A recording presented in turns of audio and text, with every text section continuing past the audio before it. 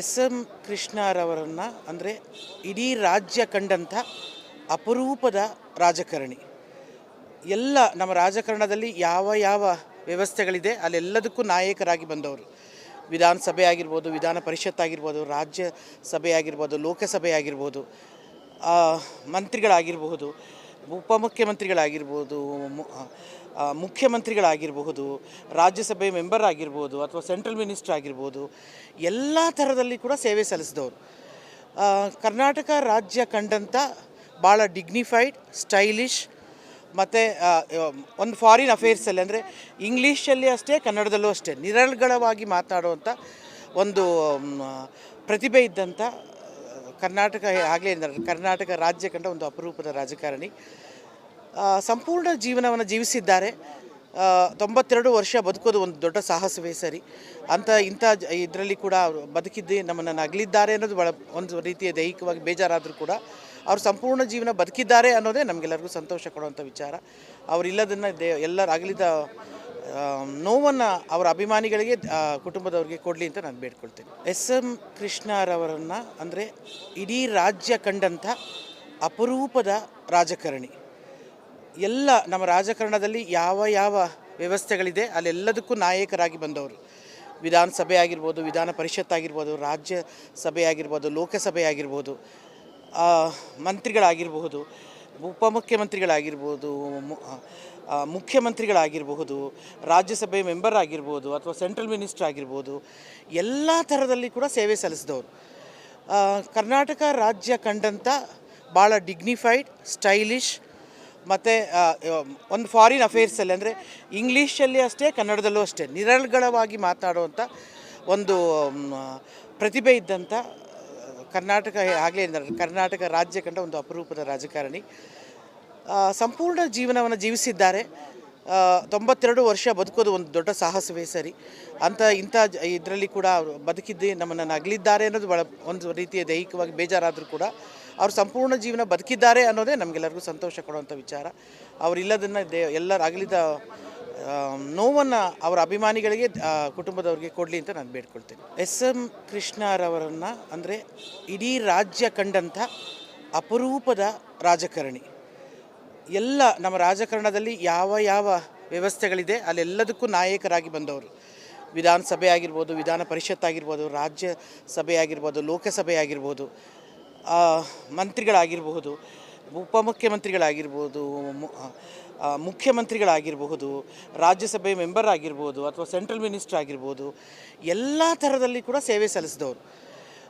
ಕರ್ನಾಟಕ ರಾಜ್ಯ ಕಂಡಂಥ ಭಾಳ dignified, stylish ಮತ್ತು ಒಂದು ಫಾರಿನ್ ಅಫೇರ್ಸಲ್ಲಿ ಅಂದರೆ ಇಂಗ್ಲೀಷಲ್ಲಿ ಅಷ್ಟೇ, ಕನ್ನಡದಲ್ಲೂ ಅಷ್ಟೇ ನಿರರ್ಗಳವಾಗಿ ಮಾತನಾಡುವಂಥ ಒಂದು ಪ್ರತಿಭೆ ಇದ್ದಂಥ ಕರ್ನಾಟಕ ರಾಜ್ಯ ಕಂಡ ಒಂದು ಅಪರೂಪದ ರಾಜಕಾರಣಿ. ಸಂಪೂರ್ಣ ಜೀವನವನ್ನು ಜೀವಿಸಿದ್ದಾರೆ. 92 ವರ್ಷ ಬದುಕೋದು ಒಂದು ದೊಡ್ಡ ಸಾಹಸವೇ ಸರಿ.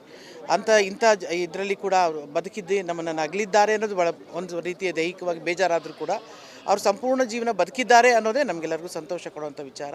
ಅವರಿಲ್ಲದನ್ನು ಎಲ್ಲರ ಅಗಲಿದ ನೋವನ್ನು ಅವರ ಅಭಿಮಾನಿಗಳಿಗೆ, ಕುಟುಂಬದವ್ರಿಗೆ ಕೊಡಲಿ ಅಂತ ನಾನು ಬೇಡ್ಕೊಳ್ತೇನೆ. ಎಸ್ ಎಂ ಕೃಷ್ಣರವರನ್ನು ಅಂದರೆ ಇಡೀ ರಾಜ್ಯ ಕಂಡಂಥ ಅಪರೂಪದ ರಾಜಕಾರಣಿ. ಎಲ್ಲ ನಮ್ಮ ರಾಜಕಾರಣದಲ್ಲಿ ಯಾವ ಯಾವ ವ್ಯವಸ್ಥೆಗಳಿದೆ ಅಲ್ಲೆಲ್ಲದಕ್ಕೂ ನಾಯಕರಾಗಿ ಬಂದವರು. ವಿಧಾನಸಭೆ ಆಗಿರ್ಬೋದು, ವಿಧಾನ ಪರಿಷತ್ ಆಗಿರ್ಬೋದು, ರಾಜ್ಯಸಭೆ ಆಗಿರ್ಬೋದು, ಲೋಕಸಭೆ ಆಗಿರ್ಬೋದು, ಮಂತ್ರಿಗಳಾಗಿರಬಹುದು, ಉಪಮುಖ್ಯಮಂತ್ರಿಗಳಾಗಿರ್ಬೋದು, ಮುಖ್ಯಮಂತ್ರಿಗಳಾಗಿರಬಹುದು, ರಾಜ್ಯಸಭೆ ಮೆಂಬರ್ ಆಗಿರ್ಬೋದು, ಅಥವಾ ಸೆಂಟ್ರಲ್ ಮಿನಿಸ್ಟರ್ ಆಗಿರ್ಬೋದು, ಎಲ್ಲ ಥರದಲ್ಲಿ ಕೂಡ ಸೇವೆ ಸಲ್ಲಿಸಿದವರು. ಕರ್ನಾಟಕ ರಾಜ್ಯ ಕಂಡಂಥ ಭಾಳ ಡಿಗ್ನಿಫೈಡ್, ಸ್ಟೈಲಿಶ್ ಮತ್ತು ಒಂದು ಫಾರಿನ್ ಅಫೇರ್ಸಲ್ಲಿ ಅಂದರೆ ಇಂಗ್ಲೀಷಲ್ಲಿ ಅಷ್ಟೇ, ಕನ್ನಡದಲ್ಲೂ ಅಷ್ಟೇ ನಿರರ್ಗಳವಾಗಿ ಮಾತನಾಡುವಂಥ ಒಂದು ಪ್ರತಿಭೆ ಇದ್ದಂಥ ಕರ್ನಾಟಕ ರಾಜ್ಯ ಕಂಡ ಒಂದು ಅಪರೂಪದ ರಾಜಕಾರಣಿ. ಸಂಪೂರ್ಣ ಜೀವನವನ್ನು ಜೀವಿಸಿದ್ದಾರೆ. 92 ವರ್ಷ ಬದುಕೋದು ಒಂದು ದೊಡ್ಡ ಸಾಹಸವೇ ಸರಿ. ಇಂಥ ಇದರಲ್ಲಿ ಕೂಡ ಅವರು ಬದುಕಿದ್ದು ನಮ್ಮನ್ನು ಅಗಲಿದ್ದಾರೆ ಅನ್ನೋದು ಒಂದು ರೀತಿಯ ದೈಹಿಕವಾಗಿ ಬೇಜಾರಾದರೂ ಕೂಡ ಅವರು ಸಂಪೂರ್ಣ ಜೀವನ ಬದುಕಿದ್ದಾರೆ ಅನ್ನೋದೇ ನಮಗೆಲ್ಲರಿಗೂ ಸಂತೋಷ ಕೊಡುವಂಥ ವಿಚಾರ. ಅವರಿಲ್ಲದನ್ನು ಎಲ್ಲರ ಅಗಲಿದ ನೋವನ್ನು ಅವರ ಅಭಿಮಾನಿಗಳಿಗೆ ಕುಟುಂಬದವರಿಗೆ ಕೊಡಲಿ ಅಂತ ನಾನು ಬೇಡ್ಕೊಳ್ತೇನೆ. ಎಸ್.ಎಂ. ಕೃಷ್ಣರವರನ್ನು ಅಂದರೆ ಇಡೀ ರಾಜ್ಯ ಕಂಡಂಥ ಅಪರೂಪದ ರಾಜಕಾರಣಿ. ಎಲ್ಲ ನಮ್ಮ ರಾಜಕಾರಣದಲ್ಲಿ ಯಾವ ಯಾವ ವ್ಯವಸ್ಥೆಗಳಿದೆ ಅಲ್ಲೆಲ್ಲದಕ್ಕೂ ನಾಯಕರಾಗಿ ಬಂದವರು. ವಿಧಾನಸಭೆ ಆಗಿರ್ಬೋದು, ವಿಧಾನ ಪರಿಷತ್ ಆಗಿರ್ಬೋದು, ರಾಜ್ಯಸಭೆ ಆಗಿರ್ಬೋದು, ಲೋಕಸಭೆ ಆಗಿರ್ಬೋದು, ಮಂತ್ರಿಗಳಾಗಿರಬಹುದು, ಉಪಮುಖ್ಯಮಂತ್ರಿಗಳಾಗಿರ್ಬೋದು, ಮುಖ್ಯಮಂತ್ರಿಗಳಾಗಿರಬಹುದು, ರಾಜ್ಯಸಭೆ ಮೆಂಬರ್ ಆಗಿರ್ಬೋದು, ಅಥವಾ ಸೆಂಟ್ರಲ್ ಮಿನಿಸ್ಟರ್ ಆಗಿರ್ಬೋದು, ಎಲ್ಲ ಥರದಲ್ಲಿ ಕೂಡ ಸೇವೆ ಸಲ್ಲಿಸಿದವರು. ಕರ್ನಾಟಕ ರಾಜ್ಯ ಕಂಡಂಥ ಭಾಳ ಡಿಗ್ನಿಫೈಡ್, ಸ್ಟೈಲಿಶ್ ಮತ್ತು ಒಂದು ಫಾರಿನ್ ಅಫೇರ್ಸಲ್ಲಿ ಅಂದರೆ ಇಂಗ್ಲೀಷಲ್ಲಿ ಅಷ್ಟೇ, ಕನ್ನಡದಲ್ಲೂ ಅಷ್ಟೇ ನಿರರ್ಗಳವಾಗಿ ಮಾತನಾಡುವಂಥ ಒಂದು ಪ್ರತಿಭೆ ಇದ್ದಂಥ ಕರ್ನಾಟಕ ರಾಜ್ಯ ಕಂಡ ಒಂದು ಅಪರೂಪದ ರಾಜಕಾರಣಿ. ಸಂಪೂರ್ಣ ಜೀವನವನ್ನು ಜೀವಿಸಿದ್ದಾರೆ. 92 ವರ್ಷ ಬದುಕೋದು ಒಂದು ದೊಡ್ಡ ಸಾಹಸವೇ ಸರಿ. ಇಂಥ ಇದರಲ್ಲಿ ಕೂಡ ಅವರು ಬದುಕಿದ್ದು ನಮ್ಮನ್ನು ಅಗಲಿದ್ದಾರೆ ಅನ್ನೋದು ಒಂದು ರೀತಿಯ ದೈಹಿಕವಾಗಿ ಬೇಜಾರಾದರೂ ಕೂಡ ಅವರು ಸಂಪೂರ್ಣ ಜೀವನ ಬದುಕಿದ್ದಾರೆ ಅನ್ನೋದೇ ನಮಗೆಲ್ಲರಿಗೂ ಸಂತೋಷ ಕೊಡುವಂಥ ವಿಚಾರ. ಅವರಿಲ್ಲದನ್ನು ಎಲ್ಲರ ಅಗಲಿದ ನೋವನ್ನು ಅವರ ಅಭಿಮಾನಿಗಳಿಗೆ ಕುಟುಂಬದವರಿಗೆ ಕೊಡಲಿ ಅಂತ ನಾನು ಬೇಡ್ಕೊಳ್ತೇನೆ. ಎಸ್.ಎಂ. ಕೃಷ್ಣರವರನ್ನು ಅಂದರೆ ಇಡೀ ರಾಜ್ಯ ಕಂಡಂಥ ಅಪರೂಪದ ರಾಜಕಾರಣಿ. ಎಲ್ಲ ನಮ್ಮ ರಾಜಕಾರಣದಲ್ಲಿ ಯಾವ ಯಾವ ವ್ಯವಸ್ಥೆಗಳಿದೆ ಅಲ್ಲೆಲ್ಲದಕ್ಕೂ ನಾಯಕರಾಗಿ ಬಂದವರು.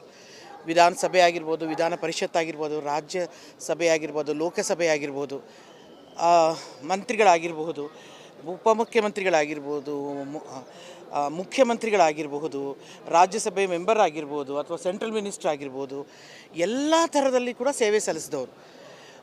ಕರ್ನಾಟಕ ರಾಜ್ಯ ಕಂಡಂಥ ಭಾಳ ಡಿಗ್ನಿಫೈಡ್, ಸ್ಟೈಲಿಶ್ ಮತ್ತು ಒಂದು ಫಾರಿನ್ ಅಫೇರ್ಸಲ್ಲಿ ಅಂದರೆ ಇಂಗ್ಲೀಷಲ್ಲಿ ಅಷ್ಟೇ, ಕನ್ನಡದಲ್ಲೂ ಅಷ್ಟೇ ನಿರರ್ಗಳವಾಗಿ ಮಾತನಾಡುವಂಥ ಒಂದು ಪ್ರತಿಭೆ ಇದ್ದಂಥ ಕರ್ನಾಟಕ ರಾಜ್ಯ ಕಂಡ ಒಂದು ಅಪರೂಪದ ರಾಜಕಾರಣಿ. ಸಂಪೂರ್ಣ ಜೀವನವನ್ನು ಜೀವಿಸಿದ್ದಾರೆ. 92 ವರ್ಷ ಬದುಕೋದು ಒಂದು ದೊಡ್ಡ ಸಾಹಸವೇ ಸರಿ. ಇಂಥ ಇದರಲ್ಲಿ ಕೂಡ ಅವರು ಬದುಕಿದ್ದು ನಮ್ಮನ್ನು ಅಗಲಿದ್ದಾರೆ ಅನ್ನೋದು ಒಂದು ರೀತಿಯ ದೈಹಿಕವಾಗಿ ಬೇಜಾರಾದರೂ ಕೂಡ ಅವರು ಸಂಪೂರ್ಣ ಜೀವನ ಬದುಕಿದ್ದಾರೆ ಅನ್ನೋದೇ ನಮಗೆಲ್ಲರಿಗೂ ಸಂತೋಷ ಕೊಡುವಂಥ ವಿಚಾರ. ಅವರಿಲ್ಲದನ್ನು ಎಲ್ಲರ ಅಗಲಿದ ನೋವನ್ನು ಅವರ ಅಭಿಮಾನಿಗಳಿಗೆ ಕುಟುಂಬದವರಿಗೆ ಕೊಡಲಿ ಅಂತ ನಾನು ಬೇಡ್ಕೊಳ್ತೇನೆ. ಎಸ್.ಎಂ. ಕೃಷ್ಣರವರನ್ನು ಅಂದರೆ ಇಡೀ ರಾಜ್ಯ ಕಂಡಂಥ ಅಪರೂಪದ ರಾಜಕಾರಣಿ. ಎಲ್ಲ ನಮ್ಮ ರಾಜಕಾರಣದಲ್ಲಿ ಯಾವ ಯಾವ ವ್ಯವಸ್ಥೆಗಳಿದೆ ಅಲ್ಲೆಲ್ಲದಕ್ಕೂ ನಾಯಕರಾಗಿ ಬಂದವರು. ವಿಧಾನಸಭೆ ಆಗಿರ್ಬೋದು, ವಿಧಾನ ಪರಿಷತ್ ಆಗಿರ್ಬೋದು, ರಾಜ್ಯಸಭೆ ಆಗಿರ್ಬೋದು, ಲೋಕಸಭೆ ಆಗಿರ್ಬೋದು, ಮಂತ್ರಿಗಳಾಗಿರಬಹುದು, ಉಪಮುಖ್ಯಮಂತ್ರಿಗಳಾಗಿರ್ಬೋದು, ಮುಖ್ಯಮಂತ್ರಿಗಳಾಗಿರಬಹುದು, ರಾಜ್ಯಸಭೆ ಮೆಂಬರ್ ಆಗಿರ್ಬೋದು, ಅಥವಾ ಸೆಂಟ್ರಲ್ ಮಿನಿಸ್ಟರ್ ಆಗಿರ್ಬೋದು, ಎಲ್ಲ ಥರದಲ್ಲಿ ಕೂಡ ಸೇವೆ ಸಲ್ಲಿಸಿದವರು. ಕರ್ನಾಟಕ ರಾಜ್ಯ ಕಂಡಂಥ ಭಾಳ ಡಿಗ್ನಿಫೈಡ್, ಸ್ಟೈಲಿಶ್ ಮತ್ತು ಒಂದು ಫಾರಿನ್ ಅಫೇರ್ಸಲ್ಲಿ ಅಂದರೆ ಇಂಗ್ಲೀಷಲ್ಲಿ ಅಷ್ಟೇ, ಕನ್ನಡದಲ್ಲೂ ಅಷ್ಟೇ ನಿರರ್ಗಳವಾಗಿ ಮಾತನಾಡುವಂಥ ಒಂದು ಪ್ರತಿಭೆ ಇದ್ದಂಥ ಕರ್ನಾಟಕ ರಾಜ್ಯ ಕಂಡ ಒಂದು ಅಪರೂಪದ ರಾಜಕಾರಣಿ. ಸಂಪೂರ್ಣ ಜೀವನವನ್ನು ಜೀವಿಸಿದ್ದಾರೆ. 92 ವರ್ಷ ಬದುಕೋದು ಒಂದು ದೊಡ್ಡ ಸಾಹಸವೇ ಸರಿ. ಇಂಥ ಇದರಲ್ಲಿ ಕೂಡ ಅವರು ಬದುಕಿದ್ದು ನಮ್ಮನ್ನು ಅಗಲಿದ್ದಾರೆ ಅನ್ನೋದು ಒಂದು ರೀತಿಯ ದೈಹಿಕವಾಗಿ ಬೇಜಾರಾದರೂ ಕೂಡ ಅವರು ಸಂಪೂರ್ಣ ಜೀವನ ಬದುಕಿದ್ದಾರೆ ಅನ್ನೋದೇ ನಮಗೆಲ್ಲರಿಗೂ ಸಂತೋಷ ಕೊಡುವಂಥ ವಿಚಾರ. ಅವರಿಲ್ಲದನ್ನು ಎಲ್ಲರ ಅಗಲಿದ ನೋವನ್ನು ಅವರ ಅಭಿಮಾನಿಗಳಿಗೆ ಕುಟುಂಬದವರಿಗೆ ಕೊಡಲಿ ಅಂತ ನಾನು ಬೇಡ್ಕೊಳ್ತೇನೆ.